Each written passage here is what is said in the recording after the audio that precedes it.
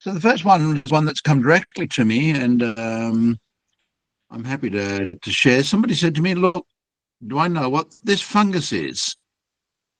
And I know what the group is probably. I'm not 100% certain, but I've not seen them in a location like this on the trunk. And they look like a puffball fungus. Now, it does look like this tissue might be dead, in which case they're just behaving as a saprophyte. I don't know any of them that are pathogenic. It doesn't mean there's not something there that I don't know of, but that just gives you an idea of the sort of things that happen. This is in the Northern Territory. So I thought that was a great little question from Peter and Rachel in the Northern Territory. That came to me directly. Karma, are you online? Yes. Hi, Mark. Hi, Karma. Hello. So Karma sent in a question about a Eucalyptus camaldulensis. Was it camaldulensis? Minifera. Minifera, sorry.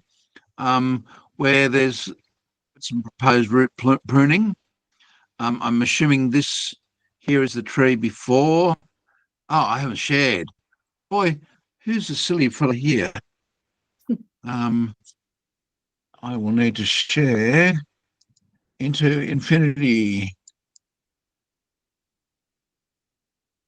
And it will say, please don't. And I just have. And I think I got it right, but it doesn't seem to be showing. Is that on the screen? No. Can't share your screen. Something went wrong. Okay, we're going to this silly thing again. Let's see whether.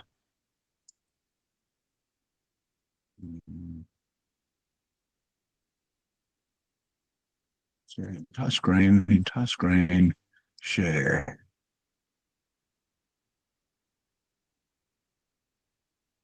Still no? No. Let's try doing it by, it says something went wrong. Let's try doing it by tab. Or window. And how's that? No. It is not wanting to share with you.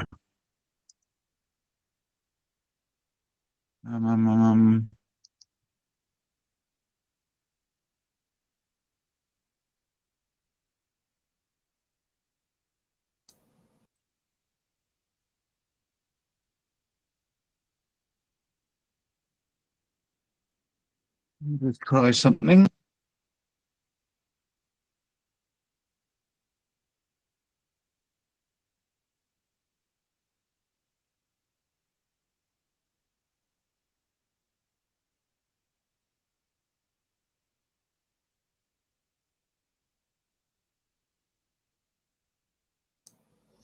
How are you, Peter?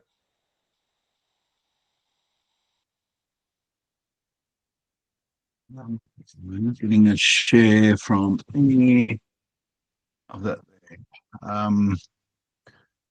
The next best Would you like me to give it a shot, Mark? I could try and share my screen. yes, with you can share it from your screen. That would be great. I'm just going to close the one computer. Please don't take that the wrong way. I'll be still on the line. Oh, it's a bit complicated. Down the bottom, there's an arrow that's got it's about third icon, and yeah, that's it. Are you seeing the photos? Yeah, we're seeing the photos. Yeah. Okay. I'll zoom in a little just for everyone to see. So we have a Eucalyptus minifera street tree in an established suburb. And you can see how quite close it is to the path. This is before any roots were severed, but the roots have been pruned. Yeah. This is the tree on a lean, so the roots are tension roots, or the under tension forces. This is the large root that we're particularly concerned about. It ran underneath the driveway and the path. And you can see this is a measurement when it was almost fully exposed. So it's up to 200 mils. And there are about 3 other roots that were pruned. This was the largest of the other roots. Here, it's about 90 mils diameter. This is the tree here. It's on the street that's north facing. And we're just wondering, the roots had to be pruned. There was nothing that could be done. We couldn't build up and over or grind. And the roots were removed yesterday, I believe. And we're just wondering whether we should remove the tree, because we don't feel very good about what's left. There's a lot of unknowns. One of the things you could do here is put a motion sensor on, and this would be a perfect one to do static testing. You've plenty of space around. It's not like it's going to take out anything if it was to be load tested across the road. So even if you just put a rope up halfway or 2/3 of the way up and had 2 or 3 guys give it a good pull and watch at the ground level, that would still give you an idea of what it's like. You only need one root going down to get incredible tensile strength and holding power. So it's always the unknown, unfortunately, Karma. But I mean, it's probably a 20 or 30-year-old tree, maybe a tad more. And losing that is a great loss. So weigh it up. And the other thing you need to weigh up is how frequently that area of the road is used. So if it's a very busy road, you're going to have to think about things differently than if it's not. But I would try just a pull test to see what it's like with, a couple of the guys from the tree crew. Throw a throw ball up, pull through a rope and give it a pull. If you don't see anything at ground level when you're giving a reasonable load, I would then maybe consider a tree motion sensor and try and retain the tree. I think trees are worth the effort to try and retain them. Great, thank you. We'll do that. Anyone else got any thoughts on that? Kath Russo's there in silent mode, and if she's listening and not having dinner, she might let us know. And I think, Peter, you've seen the same thing, the grandest down in St Mary's, or Mount Druitt, where they've cut on 3 sides of the tree, all within 1 time trunk diameter, and the trees are still standing upright. I'm amazed at what trees will tolerate, more so than scared of what happens to them. Yeah, it seems to me that the trees in compression are towards the road. There's not much room there, so I'm not sure how many roots are over there. I'd also be interested to know what the root loss allometry table had to say about how much of the root, how much of the roots are we looking at losing? Well, that's a good question, Peter. If we knew the DS diameter standard height of the tree, we probably have enough information to have a stab at doing that. Well, I can probably give us some of those issues. Let's see. Just wondering if I can do that. A big root there, dropping that big root there, on the face of it looks a bit scary, but I'm guessing that the calculations for the root loss table would be probably less than 30%. Yeah, I would think so, Peter. I'm just going to see if I can find the calculator. But everyone's been at the computer at work and opening silly files that I never use. So I'm just trying to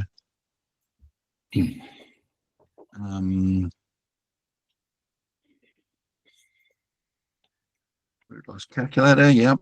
So now I'm going to try and share the screen and log in. So let me just do that first of all, Peter. Mm-hmm.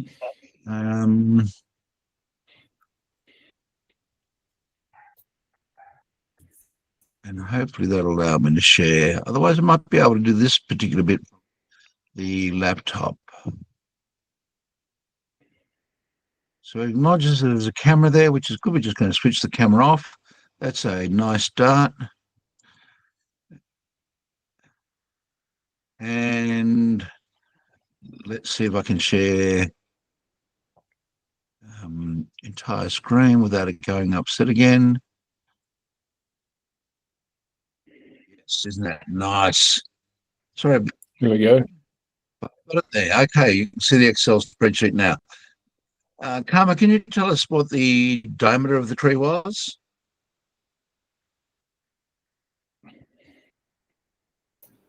Sorry.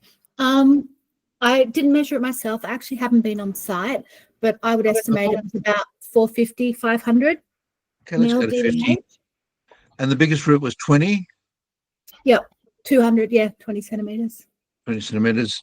And that's already told me it's a fairly big proportion of the root system in one go. So, yeah, I definitely want to be doing more in terms of getting some more data. So I would start by load testing in the morning or in the next day. That's a prompt enough response.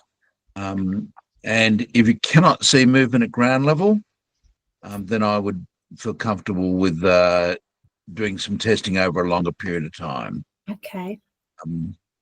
Does It might be worth noting that we believe this is actually two roots wrapped around each other, that big root. You can see from one of these images that, it's not up so and now down. that makes a huge difference. Yeah. And I'll show you why. 10 and 10 is only 14%. And so you add another couple of, say, 5 and 5, and you're under your 30%. Yeah, okay. Okay. So when you cut through it, what you want to do is figure out the area of that cut root. And if it is two fused together, that's perfectly fine. But as you say, then it becomes 10 and 10 or 12 and 8 or whatever it might be. And the thickness of the root may give you some indications there as well. The other thing is if it's been directly below concrete, it may flatten. Yes. Roots, in order to grow, have to get pressure. And that means they need enough surface area to lift concrete. So that also may be an explanation. So yeah, on that basis, I'd feel even more to give a pull on it. And then I don't know where the ACT government's at, but I'm assuming that at some stage or other they can probably afford to go get themselves half a dozen tree motion sensors to use for that sort of situation.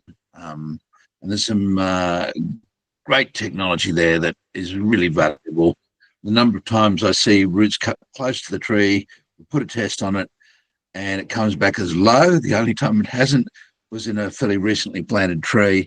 And I think that's just because the tree had a poor root system at the time of planting, not because of the root damage that was done 2 or 3 years later. I just think we had poor selection. So, yeah, that's how I'd approach that one. So good question. Great. Thanks for the advice. Sharing that with us. The next one is I'm going to have to open Outlook.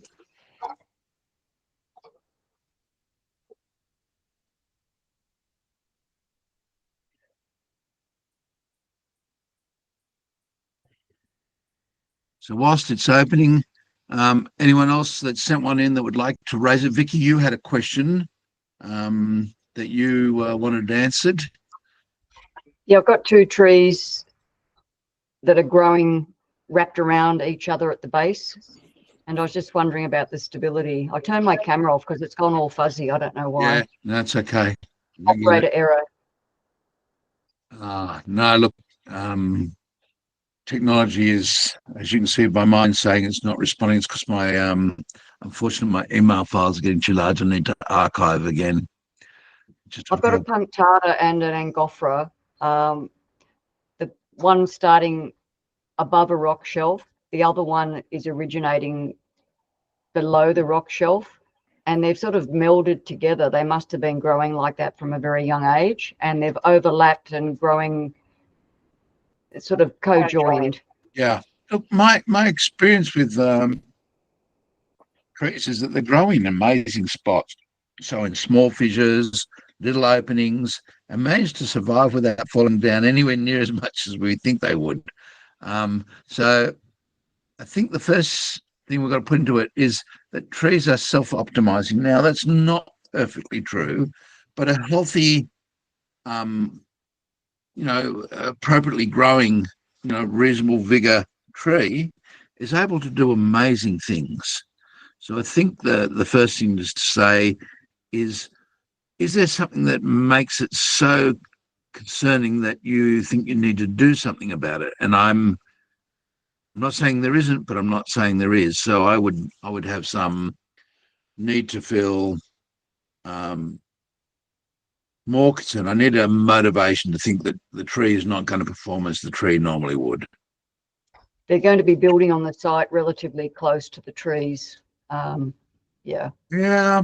And, they're pretty mature. They're pretty large. They've been obviously growing like that for, I'm guessing 50, 60 years.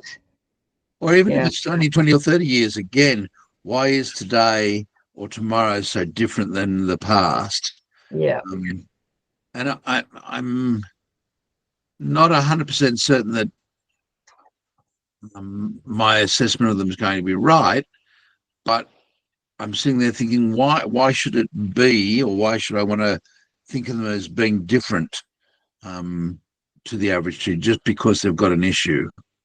Does it make sense? Yeah. Can I ask a question about the roots? If trees are growing so close together, would the roots overlap and meld together as well when trees are They close? can. Look, roots graft underground quite readily. The difference here is you've got a punctata and an angophora, and whilst they're close, they're not particularly close, and I would be surprised if they grafted.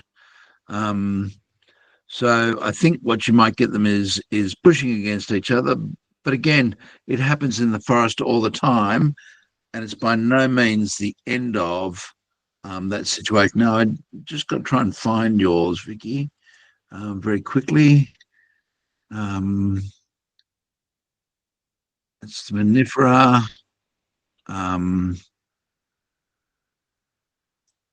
That's a good question. We'll get back to that. That's another good question. We'll get back to that.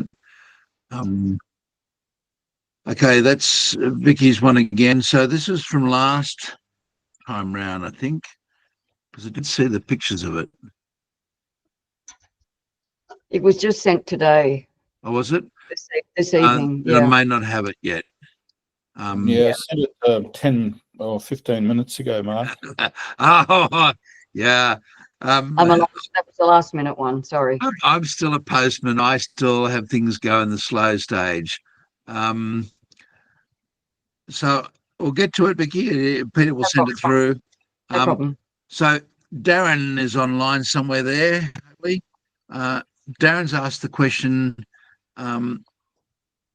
when do we need to adopt the new standard regarding AS 4970? The answer is we don't need to, we should. If you're using the old standard, the language is going to be more confusing. So I would take the time, if you have a standard template, to go through and change it. It was about a day's work for me to go through the template, look at all the instances where I've talked about things in the standard, change them, adjust them, and get it up to date. And then the first report that I wrote, I found some more bits that I missed. The most recent one, I think I clicked. But yeah, look, I would adopt it because I think it's a better version of the standard than the original one. Now, it's not great. It's just much improved, and the language is improved. And so, things like root zone versus the tree protection zone, the breakup there, I think is a lot better.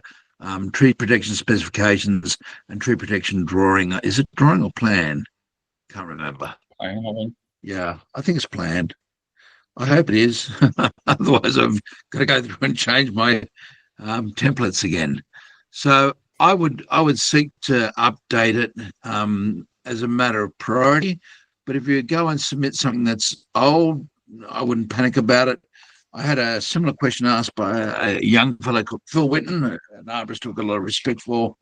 And Phil said, I went through and updated any report that wasn't already been acted upon. So, he said he went through and did a whole pile of ones that he wrote. It's gone to court. And he said, well, no, I can't have it go court without it adopting the new standard. And so he's done a revision on them all. Right. I think that's shows the sort of dedication that we really want to be doing as professionals, trying to keep up to date. So that's how I'd handle that one. Could I ask a question about the new standard? Yes. I'm still a little bit confused about the notional root zone and the tree protection zone. I know you use the notional root zone to calculate the tree protection zone, but you've got to include the canopy and other things. So I'm just a bit confused. No, and I get that. And I did see that one come through, Vicky. So I'm just trying to find one. Yeah. That's all I was asking. Yeah, no, that's great. The NRZ is just your old 12 times trunk zone. We used to call it tree protection zone. And then we'd go in and close a different area, sometimes smaller, sometimes bigger, different shapes. It was never round. I've found fence panels done in a curved in a radius reliably to create nice round enclosures. So we would alter it. So when we talked about the tree protection zone, it was unclear whether you're talking about the initial or the conceptual zone that we'd start off with, or whether it was what was actually being protected. And so it made confusion, and it made lots of confusion when it came to people saying, like, for example, in New South Wales, a thing called state environmental planning policy that would say, the tree protection zone needs to be enclosed. Well, is that the one that was 12 times trunk diameter, or is that the one that 5 times trunk diameter on one side and extended on the other side? Which one is it? So I think it takes that confusion away. We didn't have it in the standard. There was some discussion about it. Is that area that we're talking about, the nominal root zone, and that's diameter tree, then we're going to have a 12-meter radius circle around the tree. 12 times 12 is 144 pi. And that's what we want to try and give the tree. Even if we come in by 10 or 20% on one side, well, then we need to extend the area elsewhere. And this raises other questions. It's one of the questions that wasn't addressed with the current standard. I think with the next version, it's scheduled to be addressed is, so what do you do with this construction on the outside fence as well? And that's a good question. So you need to answer that. And I'm not sure, again, that the answer is perfect. Mark, sorry, Mark, but you are breaking up to the extent where it's not really understandable. Do you have a workaround? Yeah, I have a workaround. I just dropped video. How's that? Seems better so far. Okay. Yeah, you don't need to see my mug. So the what do you do when you've already got development on another side? Someone put a pull in 3 or 4 years ago. My answer is someone put a pull in 3 or 4 years ago, ignore it. If someone put a pull in 3 or 4 months ago, I think you need to consider it. I think there's got to be a time frame there, because what we're concerned about when roots are being cut or damaged is the loss of absorbing root area or surface area. And that's replaced relatively quickly. I'm surprised how quick, but typically within 6 weeks or so, you can encourage an entire new absorbing root system on a tree. And that's one of the things we do when we transplant. And so I think it's fair and reasonable to say that, a tree that's had only a minor encroachment or even a moderate encroachment that happened a year or two beforehand, being subject to another one's probably not a problem. And in fact, we'd follow that process. In a perfect world, if we had lots of time to prepare for a transplant, we'd do quadrants, and you do 1 quarter, 1 quarter, 1 quarter in a series of moves. And that would be an ideal way to handle a transplant. So I think it's sort of the ideal way to handle a development site. But 2 developments, both having an encroachment in the 1 or 2 year period, I think you need to start thinking about some of the combined impact in that situation.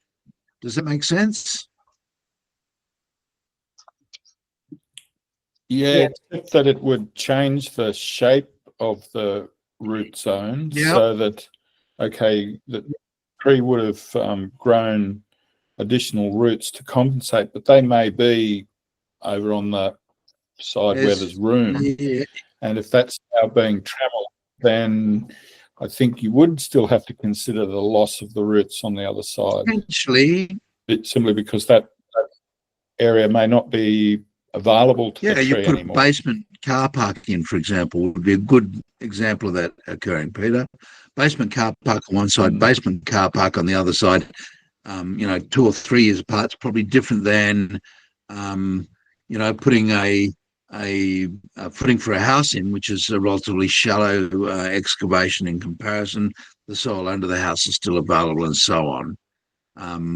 I'm not convinced that roots don't grow underneath houses, and I'm not convinced that a footing stops them, and that's because my Grevillea robusta in the front yard has roots that came all the way out to the back in the backyard, and I've got a rather long house, so they just weren't willing to comply. So roots do weird and wonderful things, and I was on a social media site.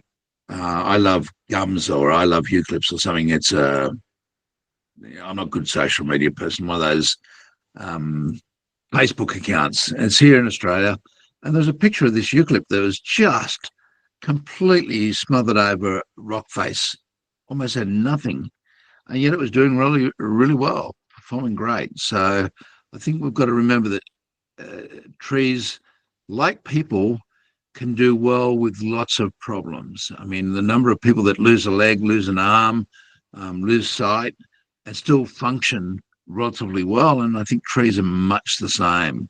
The ideal would be not to go and take huge amounts of roots off, but transplanting is a classic example of doing everything wrong to a tree and trying to protect it at the same time.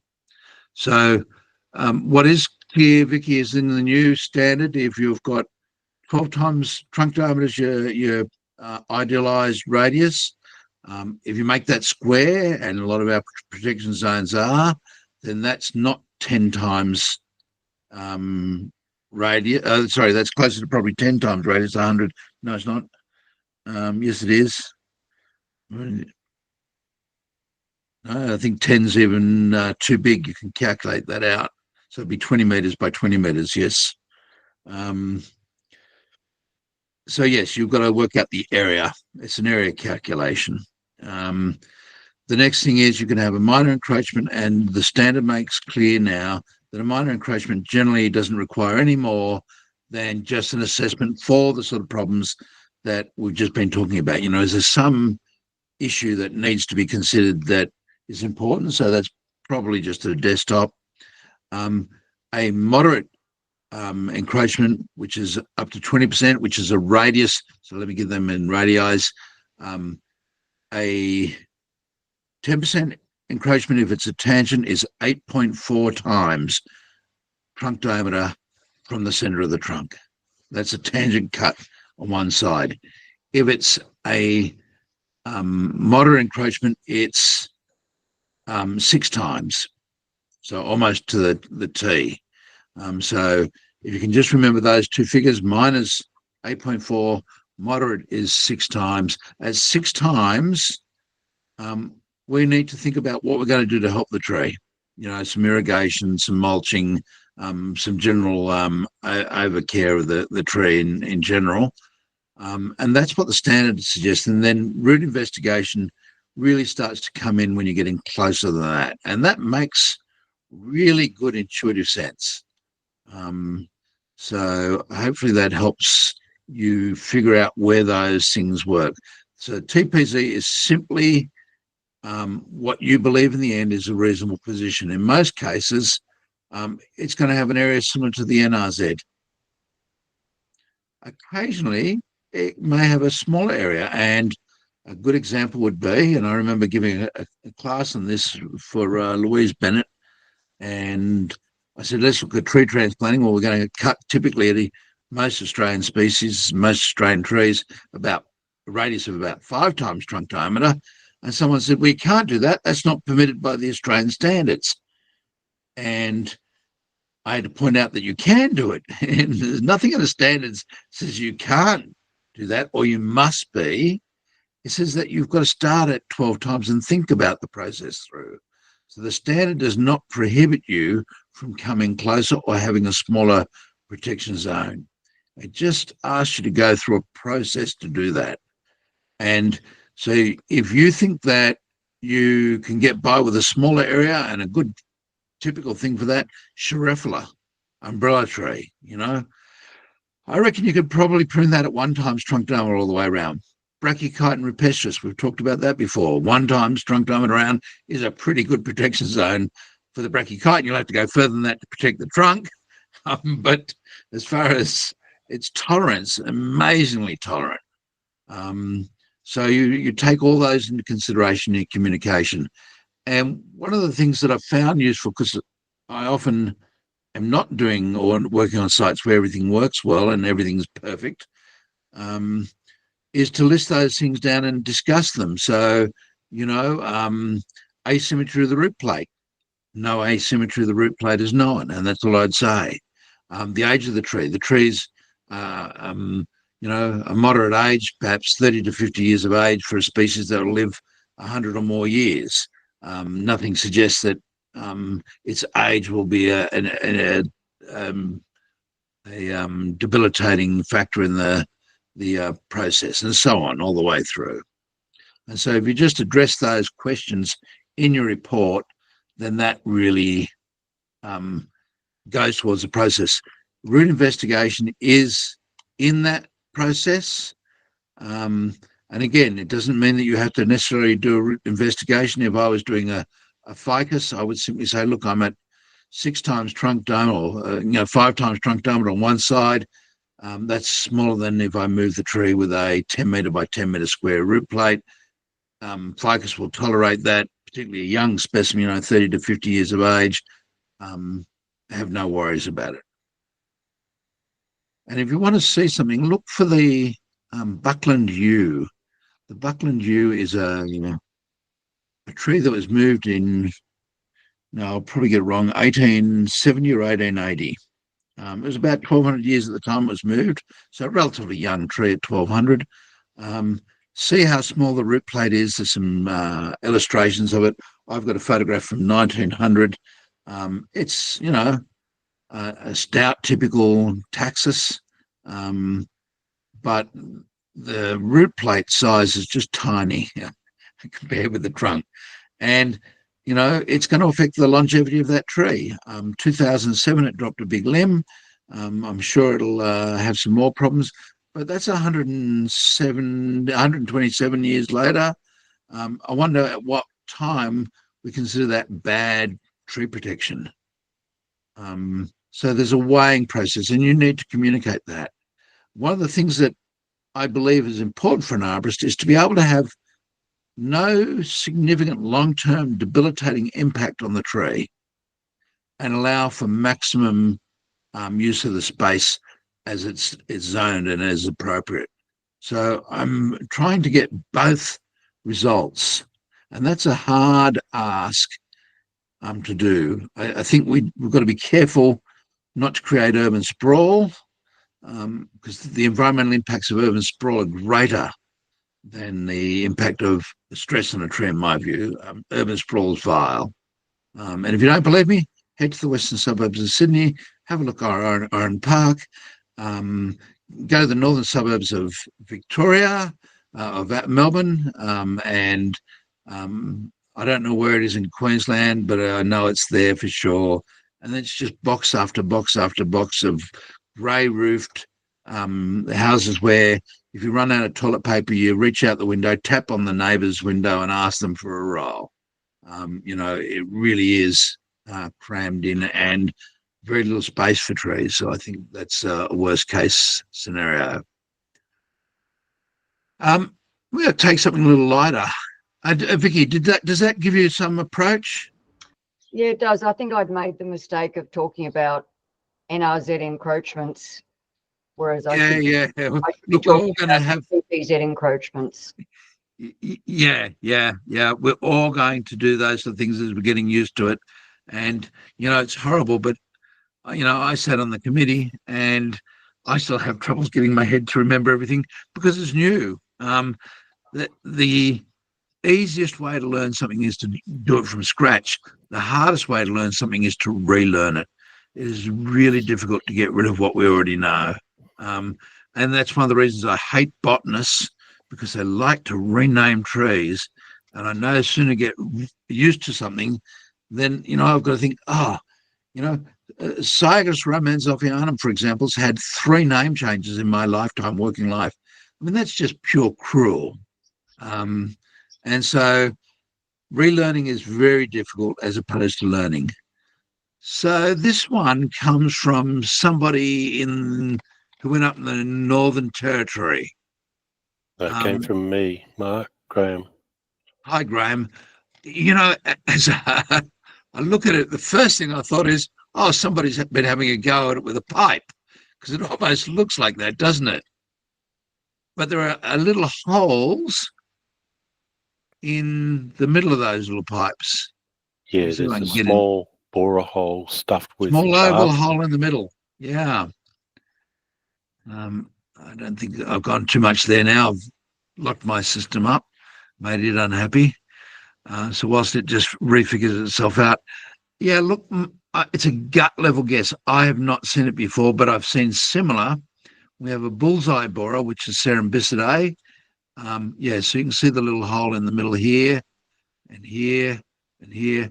So that would be my guess. I'd start off with one of the longicorn family, Cerambycidae.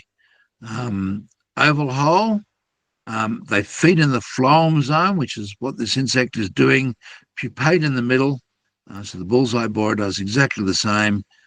I don't think it's going to be the bullseye borer, but it may well be. The hole looks, the area looks a little smaller. Maybe bullseye borer typically about 40 to 50 mils across. They look like they're 25 or 30 mils, but it's hard to say. Yeah, they're probably 30 to 40 mils across. They're quite large. Maybe a bullseye borer. And so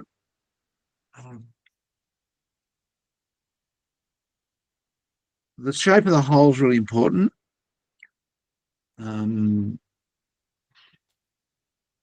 Yeah, I didn't get a close up of the it's okay. hole, but there's stuff. Great to see, though. Crass. Wonderful to see. Bullseye borer. It would help if I spelt.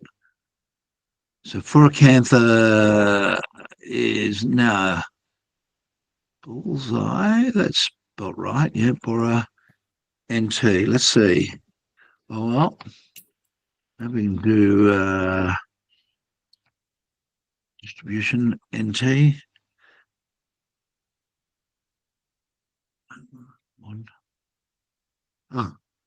Typing on my computer, not on the laptop, not on the NT.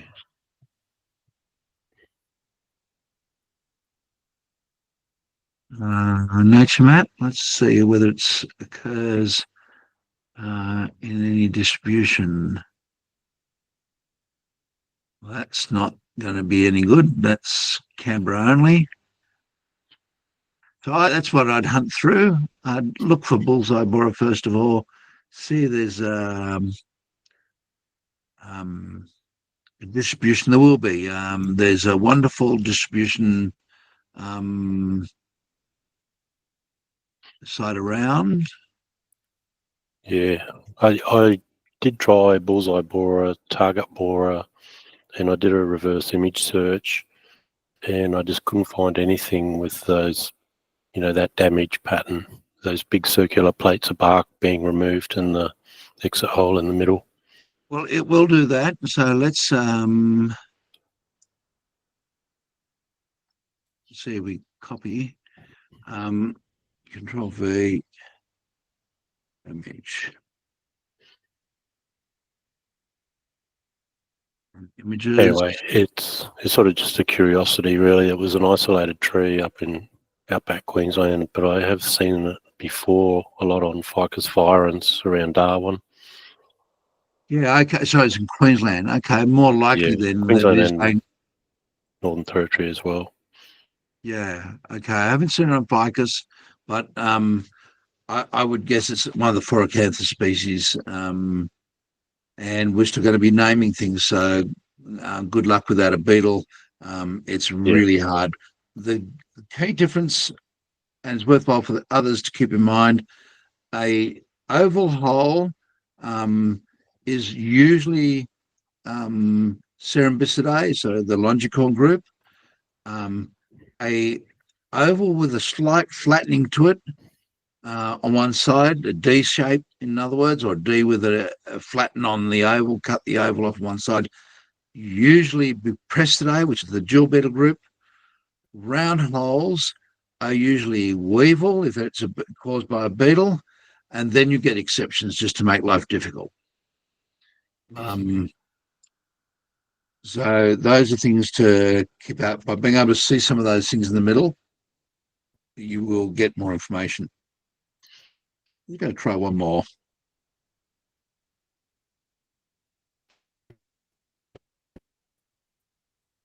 Yeah, it's a very small image.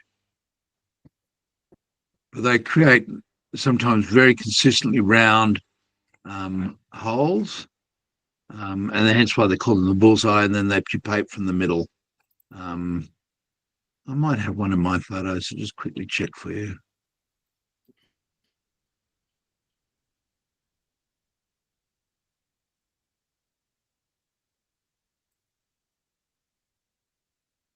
And let's try.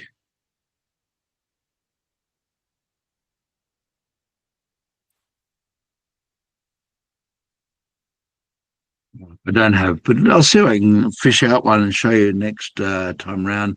It is worthwhile seeing, and the injury it makes can be quite rounded. But usually a reasonable size, I would normally expect them sort of 4 to 5 centimeters in diameter, not smaller. So it may be a different species or it may be the same. So good question. All right, Nice thanks find. for that. Nice find. I like them. Okay, our next one, we've got done that one. Done that one. Don't crash on me. I think we've answered that one for Darren. We've got one from Cassidy Peterson. Yeah, I've got this one from Tony about problem with pandanus in the Gold Coast.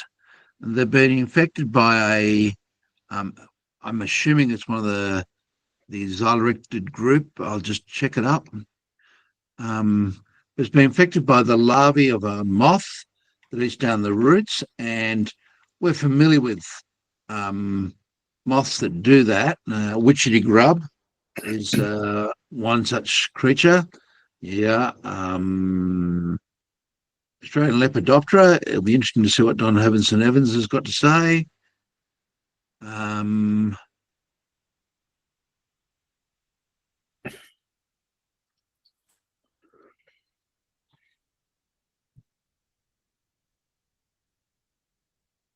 Nothing there about what it eats. So I'm also familiar with this one, Mark. I found these in Pandanus in Byron Bay or near Byron a few years ago, and I had them sent some samples to a lab and came back with the same ID. And similarly to what Tony's got here, they seem to attack the prop roots and they turn the inside into this nasty dead material. Then it decays away. Then that makes sense. They're actually eating on the tissue, of course, but they say they're not pathogenic, but I think they are eating the live wood. Oh, they'll be eating live tissue again. You've got to be able to get your food from somewhere, and so the larvae has to be able to digest cellulose, or it's got to eat something that's high in starch. That's really interesting. And here's our Atlas of Living Australia, is the one that I was looking at earlier on, for where you find things. So original distribution, now down here. And you can be absolutely sure it's people transporting plant material that's grown up north, great growing area all the way up through here, and bringing it down south. A big problem. Now, do we have anything on? Yeah, I don't see anything there on its food source. So, I mean, that's one of those things that we're going to have a big problem with, and it's probably going to come all the way down the coast. I just don't see it being an issue for an insect that spends most of its life inside a nice wooden chamber that's nice and stable in terms of temperature. So it's another one for us to look out for. But very little data on it. That's great, isn't it? Nothing with pandanus. Let me just try. And as I said, Don Herbertson Evans doesn't mention it. Just wondering whether, no. Yep, okay. So something to look out for. Why does it attack those roots? I think the answer was already given. They're not very functional. You're not getting a lot of movement of water through it. You're not getting a lot of stuff happening. What I want to know, Peter, does the problem extend to the main stem then in time, or does it tend to just stay in the roots? I haven't seen it in the main stem that I can recall, but it does also definitely attacks the functioning roots, prop roots, not only the ones that aren't doing anything. Okay, so the prop roots down the ground. So it's probably being either boring in, so it'd be worthwhile having a look. Pandanus has, I'm pretty sure it's got a cambium, cambium that produces vascular bundles. So that's interesting. It may occlude the wound. So if you're looking at it from Endoxyla, the big wood moth that attacks eucalypts along the east coast of Australia,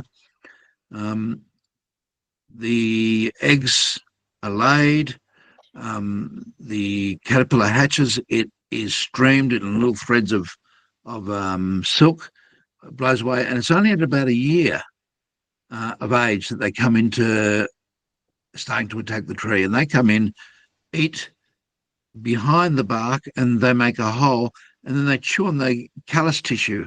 And when that callus tissue is being laid down and young, it's very palatable. It's like eating a carrot, but it's got a little bit more food value, and that's what it survives on in the second year until it goes and pupates. So it'd be interesting to see if you can see any entry things, or whether it just goes in. And I wonder how much information is generally available on it.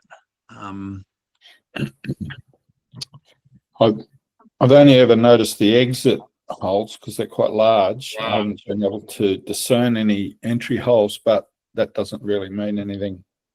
And a fairly broad hole? A large-ish hole, yeah. What sort of say 4 mil? I know that's quite small. So yeah, it's a small moth. So it's just making 4 mil hole, still a hole, but it's less than the size of a pencil. Yeah. So yes, look, very little detail on it, and I guess the question is why.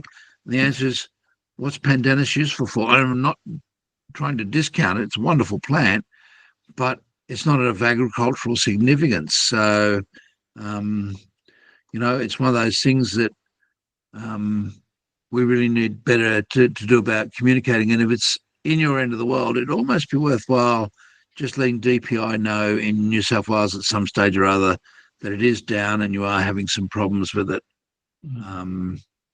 And likewise, those of you in Queensland, I would be talking to your equivalent of our Department of Primary Industries, whoever controls your disease issues. Treating it's going to be almost impossible, as it is with endoxyla. I think you've just got to accept you're going to lose some roots if you're not losing the pandanus as a whole. It's just an annoyance for biodiversity, and I think that's wonderful. Just have to accept that's part of it all. So hopefully that answers Tony's question. Tony, are you online at all? The absence of a comment, I'm assuming not.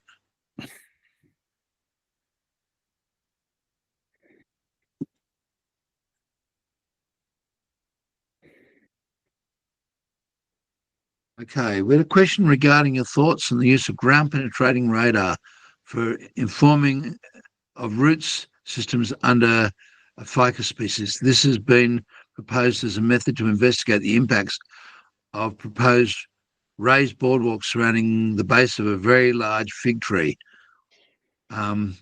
We have conflicting opinions about arborists on this matter. And that was asked by Candice.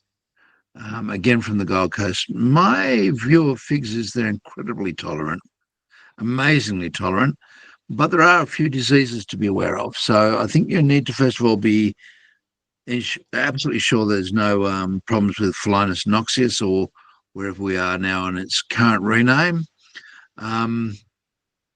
Then design your boardwalk with a flexible spacing in your piers that allows you to move them and just hand dig. I wouldn't worry with the ground penetrating radar.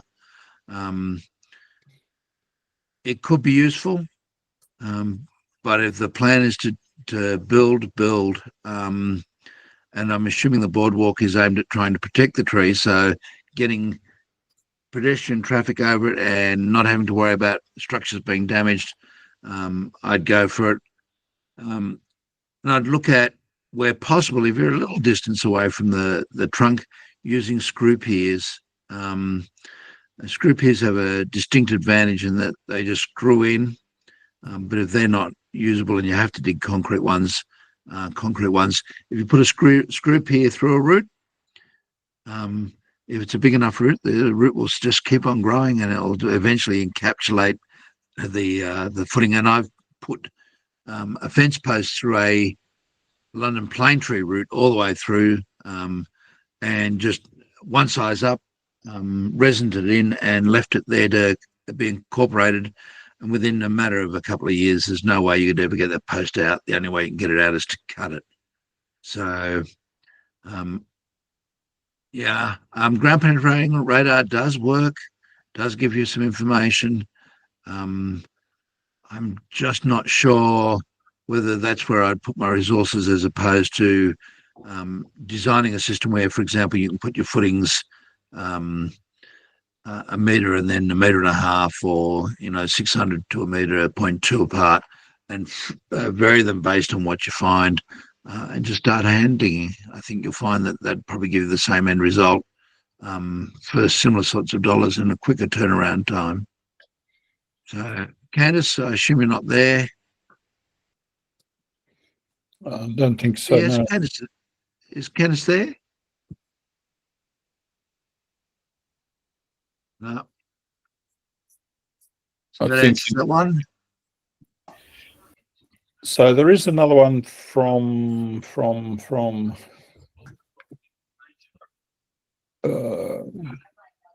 Cassidy Peterson. I've just tried to resend it to you just now. Thank you. I'll have a look. I've got the intertwined trees from Vicky. It's just wonderful. Great site.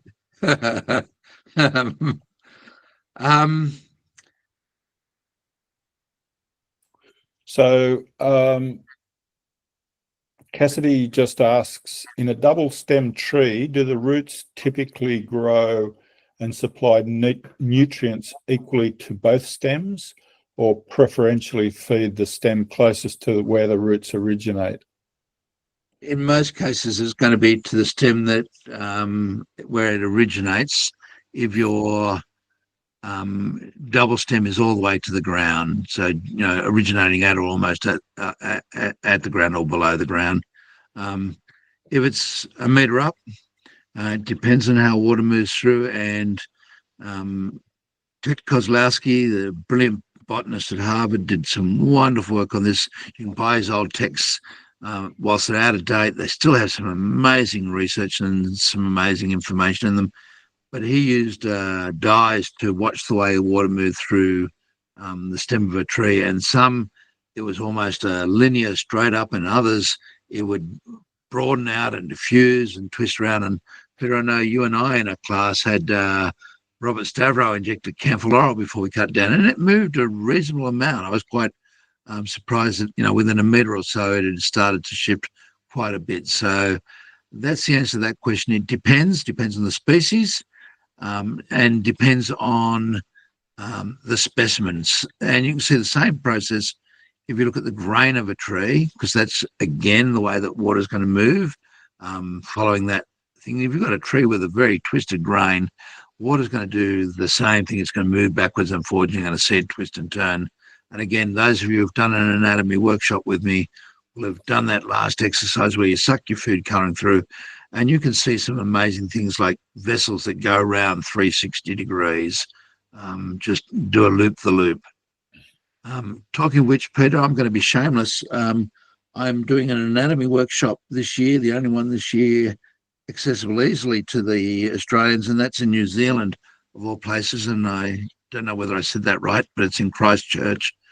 And the ISA has just delightfully slashed the price on that down so that it's pretty well on par with the Australian price if we did it here in Australia. So don't know how many more years I'll be doing anatomy classes for, but if you haven't done a workshop, I know, Kath, you can attest to it. Peter, you've done 2, is that right? Oh, 3. 3? They're fun. They are. You learn. Very much, yes. Yeah. So there was something that Alex Shigo started, and he was a plant pathologist, but his view of it was that arborists needed to know what they were dealing with, and that meant playing with them at that level. And for me, it was one of the most mind exhilarating experiences, which is why I still do it, and I still get a real buzz out of teaching it. Kath, you might turn your mic on if you're not having dinner. I know that she's the same. Kath's, yep, travelled around the world with me. And how many times have you done the anatomy workshop now? Probably, well, with you since 2016, apart from COVID, and quite a few before that. Be up to 10, 12, something like that. Experience. Yeah, lots. Yeah. And that's great. I We've know been to Wales, we've been everywhere. I know you in the back of the labs, always being distracted by something new that you've seen for the first time. Always. I know. Can you pay attention? Since I did it when I was doing my Cert 4, totally distracted. Yeah. No, look, it's great. So there we are. Christchurch, a nice tax deductible holiday. Claim your airfares, and all the time that you're in class, a day before and a day afterwards for acclimatisation. It's a nice little 5-day break at the government's expense, and you'll have some fun. So have a look. ISA is the party that's running it, and it's Christchurch. You type in ISA Christchurch, you'll find the workshop. There's some other great workshops there too. If you want something shorter and easier, and the conference is the closest the conference is going to get to most of you in your lifetime. Parramatta was 2011. ISA said they'd never come south of the equator again. Here we are, just 14 years later, and they're south of the equator. If you think about it, another 14 to 20 years probably before you have any chance again, and I don't know where you'd go to. Australia's been done, New Zealand's been done. I really can't see it being in New Caledonia. So Hawaii is probably the next closest you're going to get it. Yeah. Now, did you send that through, Peter, that last one? Yeah, there's a supplementary question in there. So if one stem of a two-stem tree is healthy and the other is not, can you remove the unhealthy stem to preserve the remaining tree? It's really easy. Trees have very little issue with a stem coming out. There is some additional load, rotational load associated with taking one half out, but it's something that electricity companies have been doing for decades. They'll come in, put in some power lines, and they'll strip up one side of the tree, and the tree doesn't fall over. So yes, if one side is unhealthy, I'd still be patient. And I feel like I'm an idiot when I say I still go out, look at trees and say, oh, that tree looks like it's going to die. And the client doesn't do anything. And 12 months later, I go back out the side again, usually schools, and the tree is flourishing. And I think, what did I do wrong? You know, I can't even pick when a tree is necessarily going to die. And I was looking at one of those earlier on this week. As a Eucalyptus globulus in a school, it had tip dieback. I said monitor it, but it doesn't look great. And I took it off the list this time around because it's just looking fine. You'd never have known it had been stressed. And, you know, it completely surprised me and blindsided me. It wasn't one that I expected to recover. But I've seen it happen, so that's why I am reluctant to say, look, you know, the tree's got 30% of its canopy left, it's going to die. Because I'd say probably 10% of the time when I've said that, the tree just sits there and says, let me mock at you and make you look like you're an idiot. And they do. So yeah, that's the double stem tree. If one stem is healthy and the other is not, I would be patient rather than anything else. And I wouldn't go cutting green foliage off a stressed tree. Feeding occurs to the leaves, so we want to keep the foliage, and I'd just be patient. You know, if you want to do something, perhaps you could go do an IKI test, a starch test. If you've got one of those old weird things virtually nobody has nowadays, see the occasional one flying around, a shigometer, if you can calibrate it, it's a useful piece of equipment. But IKI, nice and simple, available, and you know, a couple of quick samples with a corer or a drill, and you'll get some idea of what's going on. I think that's it. Peter, I think we've covered all the questions. By the way, Vicky, I love this things. Neither of the stems are particularly weak. This is really quite strong as a structure. And so it's just beautiful cushioning against, instead of a rock, another tree. And the punctata just seems to be dealing with it fairly well as at the same time. So it would be really wonderful if they could leave it for another 10 years and see whether it could completely close over it. And if you want a great one like that, there's a fig in the old Parramatta Psych Hospital. They're doing some revamp there. And it started as a epiphyte on a Butea capitata, and you can see the Butea goes through from one side of the trunk to the other side of the trunk and roots down behind the fig. The figs come down one side, set root, and has completely grown around the palm. And it'll never girdle it or ring bark it, because the palm's not going to get any thicker over time. It's just going to stay the same thickness. So it's just a great combination, worthwhile going to have a look at if you ever get the chance. Vicky's photo is like down in the national park south of Sydney. Like It's in Grays Point. Yeah, Grays Point, southern Sydney. Yeah, wow, amazing. Grays Point, and my guess is that they don't like the tree and they'd like to get rid of it if they could. No, they're building, and they're to a neighbouring tree, and they're building a house on the bottom of the block, and I think these two trees are in trouble. I should have attached another photo, the great photo from underneath as well, but yeah, pretty amazing. It is. I mean, it is beautiful to see. And look, as I said, you see this sort of structure on rock surfaces with Angophora. Angophora is really good at doing it. Angophora and Corymbia are both much better at doing it than Ukes, of producing this just massive cushioning area that covers over things. Eucalypts do it and do it reasonably well, but Angophora and Corymbia just tear ahead, so rapid. And I don't know why. Maybe someone can figure it out and tell me later on. Okay, guys, any other questions from the floor? I'm happy to spend, 5 or 10 minutes answering anything immediately. Otherwise, we'll call it a night. Cool. Thanks, Mark. Thanks, Peter. Thanks, Mark. Thanks, Mark. Thanks, Thanks, Mark. Peter. Thanks, everyone. Thanks, Mark. Thanks, Peter. Thanks very much.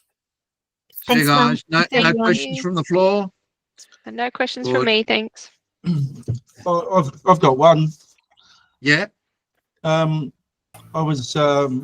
went into a local council yesterday discussing a matter, and they were telling me that DECA, the Department of Energy, Environment and Climate Change, won't accept the new Australian standard, and they're still working on 10%. Yes, look, anyone's at liberty to say what they want, but there's a reason why a broader group has said what they've said and done what they've done, and the existing standard doesn't say anything about 10% being the limit. In fact, it says you can go a lot closer. You just have to demonstrate that the tree will remain viable. And then it gives you a process to do that. So clearly, a 10% limit is inappropriate because that's not what the standard says. They're misreading the standard. Now, I'll be quite vocal about it. I don't understand why people find it hard to read English, but they do. And, it was never intended to be the stop. Otherwise, I can't move trees. No. It just means we have to think about things. And if they want a 10% trigger point and they want you to do things beyond that, that's fine. Not hard to sit down and demonstrate that the tree is going to remain viable. Sure. At one stage, and you probably read the draft actually had a minor encroachment at 20%. That changed to a minor and then a moderate to 20% for that very reason, that in most cases, 20% encroachment has fairly minimal impact on a tree, really minor. And with just a little bit of care and that nasty, dangerous chemical we talk about all the time, the one that, killed 50 odd people last year in Australia, but I use to stimulate roots, that stuff called water. You can make the absorbing root system replenish itself in as little as 6 to 12 weeks. Now, obviously, you've got to be sensible longer term. There's got to be some ongoing maintenance, but if that's what is required to keep a tree surviving and come to an appropriate compromise with development and trees, then I think that's a good outcome. I think the wrong outcome is sterilising too much of sites or removing trees is the worst option. And removing trees is because we say, oh, well, no, I'm going to be closer than 8 times trunk diameter. Oh, we better get rid of the tree. That's just madness. If you're 8 times trunk diameter, well, that's interesting. Let's just see what it does to the tree. That usually sorts that problem out. The tree will survive unless they work hard to kill it. And the other option, as I said, is we end up with urban sprawl, and that's even more devastating in terms of you need roads, you need infrastructure.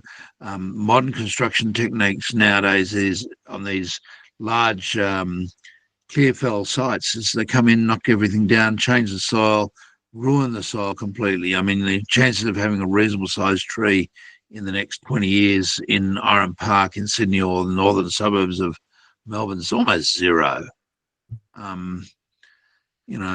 You're Melbourne based, aren't you, David? Yeah, that's right. Yeah, northeast Victoria. Yeah. Look,